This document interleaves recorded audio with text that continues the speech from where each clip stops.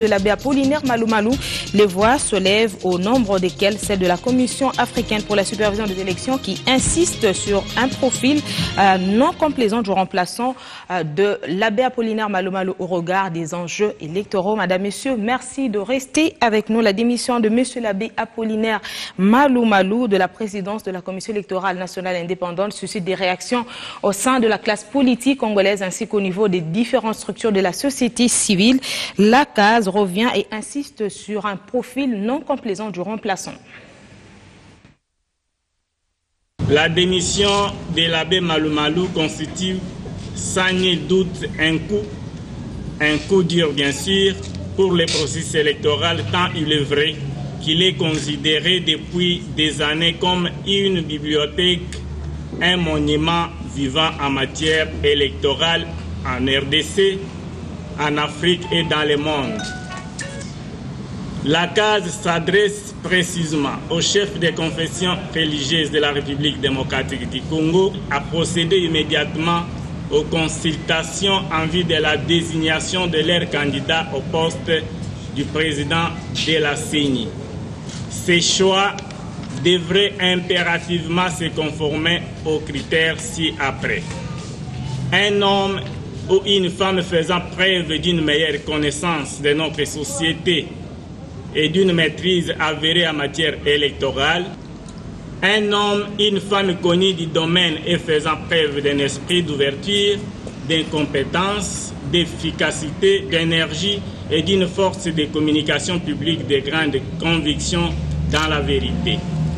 Un homme ou une femme disponible et capable de résister aux pressions politiques et sociales d'où qu'elles viennent. Le départ du président de la Commission électorale nationale indépendante donne libre accès à l'interprétation de l'article 10 de la loi organique portant organisation et fonctionnement de la Commission électorale nationale indépendante. Un vrai débat s'installe et les avis divergent. Si pour une certaine opinion, ce poste vacant à la présidence de la CENI est réservé à la composante religieuse, du côté de la frange de la société civile, la ligne élite par exemple estime que le successeur de l'abbé président doit provenir de toute la société civile. Ce communiqué de la présidence de la République qui prend acte de la démission de l'abbé Apollinaire Malou Malou de la présidence de la CENI a été lu samedi sur les ondes de la télévision nationale. Du coup, la bataille sur sa succession est lancée. Se basant sur la loi organique portant organisation et fonctionnement de la CENI, ce communiqué de la présidence demande à la composante dont l'abbé président était issu de se réunir en vue de désigner son remplaçant. Faux, s'insurge la ligne élite. Non, il ne revient pas à la confession religieuse, il revient à tout l'ensemble de la société civile. Parce que le remplacement de M. l'abbé Malou Malou se fait dans un contexte de blocage.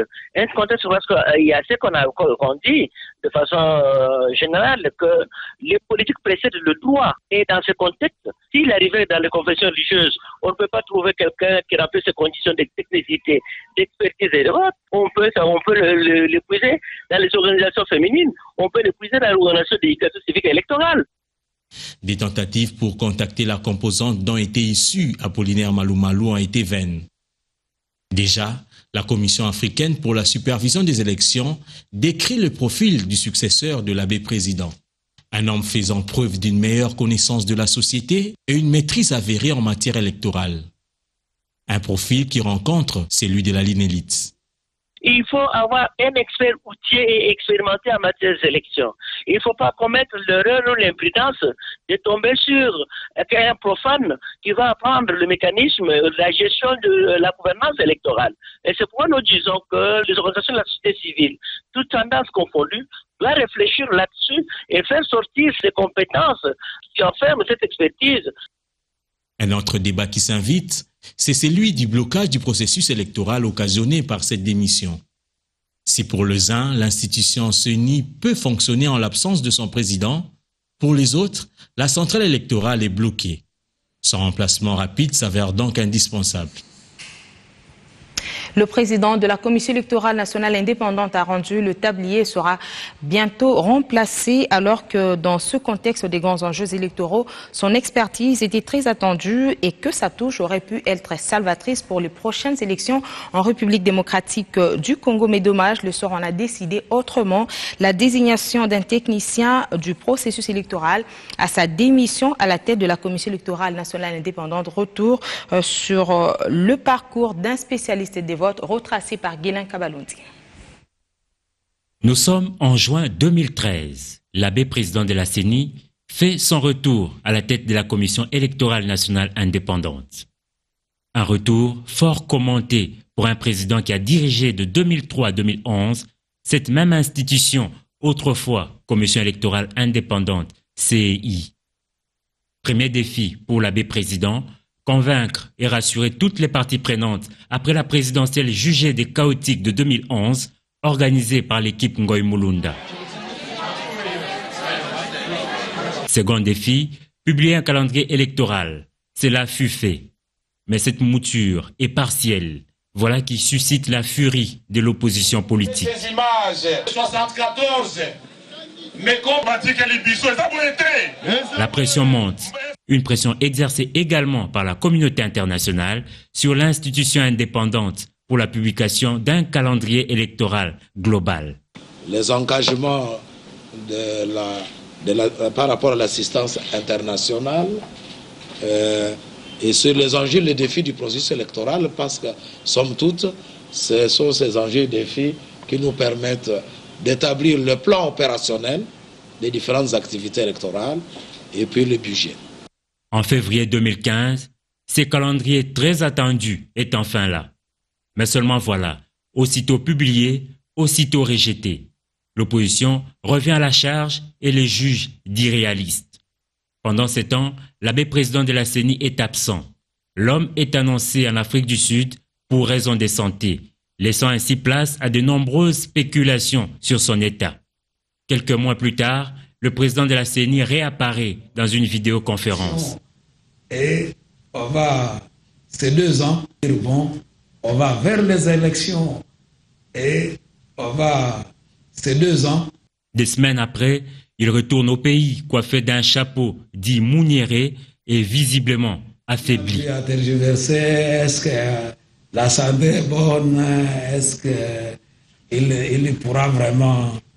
Alors qu'on le croyait en convalescence, l'abbé Malumalu quitte à nouveau le pays. Et voilà enfin, après plusieurs mois d'absence et de silence, l'abbé président Apollinaire Malumalu Muolongo jette l'éponge. L'annonce du départ de M. l'abbé Apollinaire Malumalu de son poste de président de la Commission électorale nationale indépendante pour raison de santé a fait la une des journaux parus à Kinshasa. Il faut le dire, au niveau de la Commission électorale nationale indépendante, le travail doit se poursuivre sans encombre et c'est l'essentiel du message des membres du bureau de cette institution d'appui à la démocratie réunie à l'Assemblée plénière. Communication adressée au personnel de la centrale électorale. Les membres de l'Assemblée plénière rendent hommage à cette brillante personnalité qu'est M. l'abbé Apollinaire Malumalu Muolongo pour sa collaboration durant les temps de travail qu'ils ont passé ensemble. Et ce fut pour tous les membres une expérience enrichissante sur plusieurs points de vue. L'Assemblée plénière saisit cette occasion pour inviter tous les personnels de la Commission électorale nationale indépendante, à travers ces divers démembrements sur l'ensemble du territoire national, à observer davantage les mêmes attitudes au travail. Discipline, professionnalisme et respect des textes légaux et réglementaires en vue de la poursuite et de la réussite du processus électoral en République démocratique du Congo. Autre chose, le président de l'Assemblée nationale poursuit les consultations avec les différentes forces politiques au sein de la Chambre basse du Parlement. Après avoir reçu dimanche dernier les députés membres de l'opposition, Béminakwa réunis mardi à l'hôtel Vénus, les élus de la majorité présidentielle.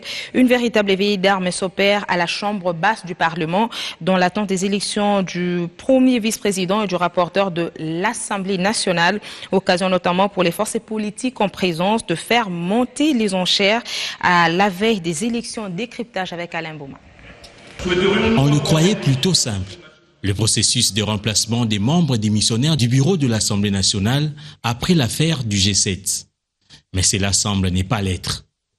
Bien qu'une date soit fixée pour l'organisation de ce scrutin, tout porte à croire que cela sera un rendez-vous manqué. Et pour cause, la guerre de positionnement entre les forces politiques au sein de la Chambre basse du Parlement. Un exemple, la FDC de Bahati Lukwebo, désormais deuxième force politique de la majorité présidentielle dans cette Chambre après le PPRD, tient à occuper le poste de questeur, occupé jusque-là par Élisée Mounembwe, dissidente de l'ARC. Comme si cela ne suffisait pas, l'opposition entre en danse. Cette composante exige les postes de deuxième vice-président et rapporteur adjoint, occupés jusqu'à présent par Timothée Kombonkissi et Jean-Pierre Chimanga, qui, selon l'opposition, n'étaient pas délégués par elle. Des équations qui nécessitent des consultations devant aboutir à dégager un consensus. Et le président de l'Assemblée nationale s'y attelle déjà. Néanmoins, ce blocage va sans nul doute influer sur le déroulement de cette session, principalement budgétaire. La plénière sur la présentation du budget 2016 n'est jusque-là pas encore convoquée. Vos regards ne se sont pas détournés de ces cantonniers déployés à travers les rues de la capitale. Kinshasa, c'est une disposition prévision des fortes pluies qui s'annoncent. Ces agents commis par le ministère en charge des travaux publics aux travaux de curage des caniveaux sur les principales artères de la ville-province de Kinshasa. Le ministère en charge des travaux publics, Fridolin Kasweshi Musoka, ministre, a profité de l'occasion pour initier une campagne de sensibilisation sur le maintien de la propreté des caniveaux de la capitale. 240 tâcherons sont mobilisés pour cette première phase des travaux de curage des caniveaux des principales artères de la ville de Kinshasa. De bleu vêtus, gants sur les mains, ils ont été dotés de divers équipements pour ce travail. Sur le boulevard du 30 juin, à hauteur du rond-point Sosimat, les dalles sont enlevées afin d'accéder au fond des drains. Le sable retiré restera un jour sur place afin qu'il s'égoutte, puis il sera évacué. La même opération est constatée sur l'avenue Sendoué, sur le boulevard Triomphal et même sur le boulevard Lumumba. Le sous-directeur technique de l'Office de voirie et drainage a coordonné cette première journée. Vous constatez quelque part que si les caniveaux ne fonctionnent pas complètement, ils sont bouchés, ce sont des routes qui sont sacrifiées. Étant donné que l'ennemi de la route, c'est l'eau. Pour gérer bien les routes, il faut commencer par curer tous les caniveaux. Ça facilitera la tâche à l'eau. Dès qu'il pleut, toutes les zones vont couler. Comme ça, les routes sont protégées. On n'arrive pas encore à gérer les ordures ménagères. Quand on prend de l'eau quelque part, dans un sachet, on jette dans le caniveau. C'est pas bon. C'est la difficulté qu'on a. C'est une culture. Il faudra que nos gens apprennent à gérer les ordures qu'ils ont, les déchets. Si chaque fois on jette dans le caniveau, après un mois, le caniveau est plein, donc on n'a rien fait. On demande à la population d'être disciplinée. À manger quelque chose, les sachets là, il faut les mettre quelque part. L'État peut venir récupérer après. Mais s'il faut jeter n'importe où, nous sacrifions nos routes, nous sacrifions le caniveau. C'est la difficulté qu'on a. Au deuxième jour, l'action va être élargie à d'autres artères. Mais pour la réussite de cette opération, une collaboration de la population est souhaitée. Direction Nord Kivu, le commandant du secteur opérationnel Grand Nord et Sokola 1 appelle les forces armées de la République démocratique du Congo, les éléments de la police nationale congolaise à la discipline. Le général de brigade Mbangu Machita Marcel a lancé cet appel ce lundi à Béni au camp militaire à Ozakaf lors d'une causerie morale. L'objectif étant de mettre hors d'état de nuire les forces du mal, une parade à laquelle a pris part notre correspondant à Béni, Eric Asmoissi. Au cours de cette parade ayant réuni toutes les unités de la garnison de Béni, le général de brigade Mbangu Machita Marcel a remis la pendule à l'heure dans le rang des officiers et éléments des troupes. Question de leur faire comprendre leurs responsabilités vis-à-vis de la population. Je demandais à ce qu'ils puissent être disciplinés, qu'ils comprennent que le travail qu'ils doivent rendre, le grand bénéficiaire c'est le peuple souverain, qu'ils doivent respecter ce peuple, qu'ils doivent collaborer avec ce peuple parce que c'est en le faisant qu'ils seront en mesure de détecter tout ennemi qui vise à désorganiser la société. Face aux difficultés liées à la paix, logistique ainsi que l'armement soulevés par les éléments des troupes, les commandants du secteur opérationnel Grand Nord a promis de trouver solution. Les préoccupations viennent d'être soulevées en qualité de commandant. J'ai pris bonne note, nous allons nous en occuper pour que nous puissions trouver des solutions à leurs problèmes. Tracasserie, nous disons, il n'y en a pas, ça c'est un. La raison pour laquelle j'ai dû remercier ou féliciter les militaires ou les hommes de troupes pour ces comportements, je n'ai pas de plainte jusqu'à preuve du contraire. Au cas où il y en a, nous n'allons pas baisser le bras, nous allons sanctionner les auteurs. Cette parade, axée sur la discipline, le patriotisme, la collaboration, ainsi que l'apolitisme des forces de sécurité, est la première organisée par le général de brigade Mbangu Machita Marcel depuis son élévation à la tête du secteur opérationnel Grand Nord et Soukoula en Béni, Erika Smouissi, Biwan. Restant dans cette partie du pays, plus de 20 prisonniers évadés à la prison centrale de Rutshuru en plein jour dimanche aux environs de 16h. La police Nord Kivu dit avoir tout mis en œuvre pour mettre la main sur ces évadés qui seraient une source d'insécurité dans la province. Déclaration du commissaire provincial de la police au cours d'une parade qu'il a présidée ce lundi à Goma. C'est au cours de la parade de ce lundi que la police a affirmé être sur les trousses de tous ces évadés. Pour le numéro 1 de la police Nord Kivu, tout ceci s'inscrit dans le cadre de la lutte contre l'insécurité qui serait due à cette évasion. Comme on vient de récupérer la dame qui était la surveillante principale et avec tous les autres, et je crois qu'on aura et on vous donnera des éléments clés avec toutes les péripéties, comment les choses se sont passées, est-ce qu'il y a complicité, est-ce qu'il n'y a pas complicité, on aura à établir la responsabilité de tout et chacun. Je crois que depuis la nuit, on a déjà mis la machine en marche.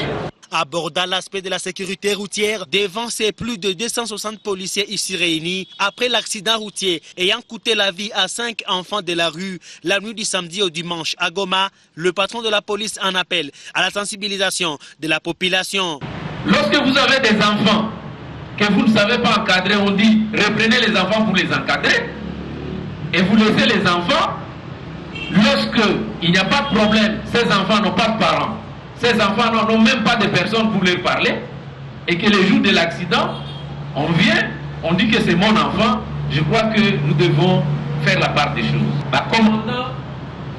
Commandant PCR, la maire de la ville, commandant commissariat, vous devez vous réunir et faire un plan de sensibilisation pour que les gens puissent respecter les instructions et la loi du pays. 5 personnes mortes, c'est beaucoup, même un individu, alors qu'on pourrait éviter tout ça. En outre, la police a tant lancé l'opération Goma sans marché pirate, a annoncé le général Vital Oumia Awashango dans cette même parade. On va parler sport. C'est sur une note de 2 victoires d'affilée que les Léopards Seniors A ont bouclé leur semaine FIFA avec succès. Les Fauves congolais sont venus à bout des Panthères du Gabon hier sur un score de 2-1 grâce notamment à 2 buts de Jordan Bokata et de Chancel Bemba. 3 jours avant, les Léopards ont eu raison des Sap Eagles du Nigeria par 2-0.